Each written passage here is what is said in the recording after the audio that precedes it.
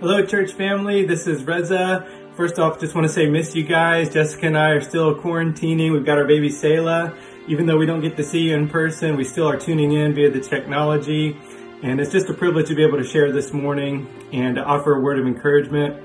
You know, Mark is preaching a series on sharing the gospel, and really the heart of the whole thing is love. And if we're really going to share Christ with other people, we need to remember that love is at the foundation of the whole thing. You know, the scripture reminds us that it's the love of Christ that compels us. And if we'll just truly have a heart to really love the Lord and just be a reflection of His love to those that we encounter, it's amazing what He can do with that. And we can just have the privilege of pointing others to the Lord and to His Word and sharing our own testimonies as God has blessed us with amazing faithfulness, His faithfulness in our lives. You know, one story comes to mind, one experience to kind of highlight this. Not so long ago, I remember I was on an airplane. I was flying from Charlotte, North Carolina back to Nashville, and I'm originally from Charlotte. The plane was absolutely packed. I remember there was not a single seat left in the whole plane except for the seat right next to mine. And as I would typically do, I would just pray and say, Lord, if you would open the door for me to share about you with someone, pray that you would make that clear. And I would even pray that God would orchestrate the seating on the airplane. And so at the very last minute, when the flight attendant was closing the door, one last passenger scrambled on. There was this young lady who came on, and I could tell she was just trying to hurry over to the seat. She was working on cramming her luggage in the overhead compartment. She hurriedly made her way over to that seat, which was next to me. I moved the seat belts open so she could sit down. She took a seat, and she was thankful. We began a conversation. I was sharing with her that I was from Charlotte originally, but now I lived in Nashville. And she asked me what I did and what I was doing, and I was sharing with her some of the ministry work that I was involved in. And at that moment, it literally felt like she began to vent every negative emotion that she had about Christians right onto me. And really this all centered around an aunt of hers who was a Christian who somehow gave her a hard time. And so she had been carrying all this pain, and the more she began to vent and just let go of all her frustrations right onto me, the more awkward it became. And so I'm just sitting there praying, and something amazing happened as she was just venting. And again, this is an awkward situation. It's a crowded airplane, and she's just, dumping all this negative emotion onto me. I'm praying, and the Lord, something unique happened. The Lord began to give me a glimpse of His love for her.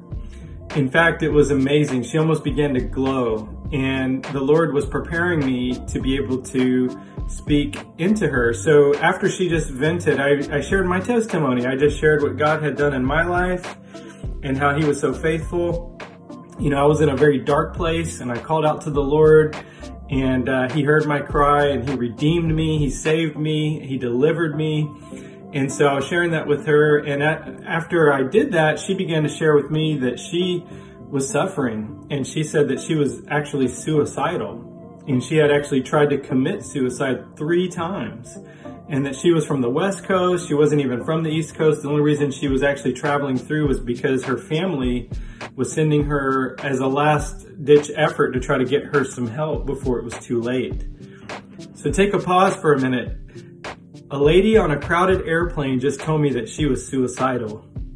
What do you do?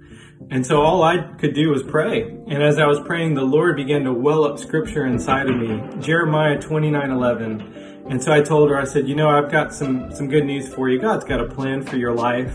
He doesn't want to harm you. He wants to give you a hope in a future.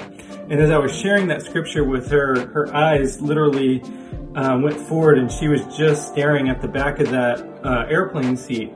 And I don't remember everything that I said to her, but maybe over the next 10 or 15 minutes, God was just giving me words to encourage her and to plant truth and hope and life, that indeed God had a plan for her.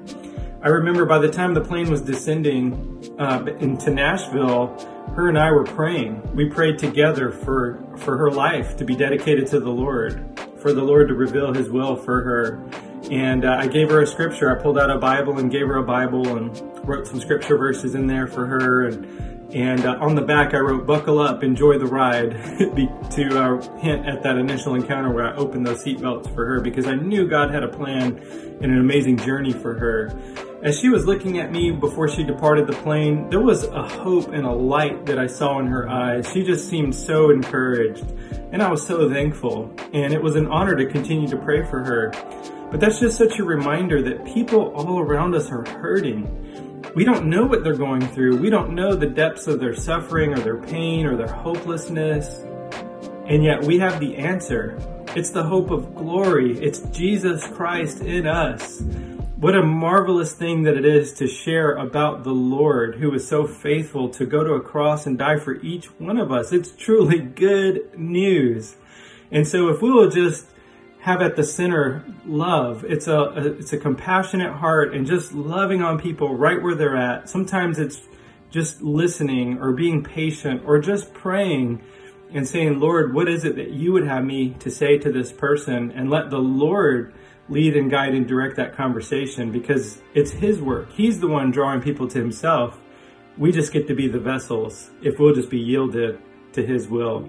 So may God bless you as you reflect on that. If you take nothing away, I just hope you'll remember that it's the love of Christ that compels us. And if we will just be a reflection of God's great love working in and through us into the lives of others, it's amazing how he can use that to draw people closer to himself. May God bless you. See you soon.